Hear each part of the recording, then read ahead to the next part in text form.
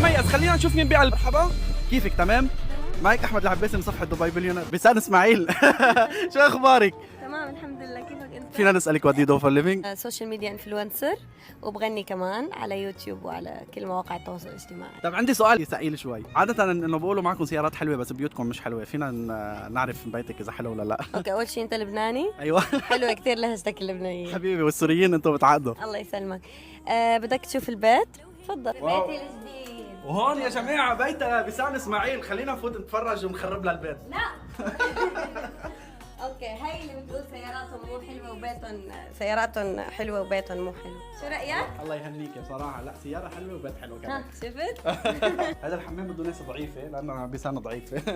تفضل، هي غرفتي واو، هون بنام. عن جد شيء كثير حلو، بس ليش مش لونها بينك مثل السياره؟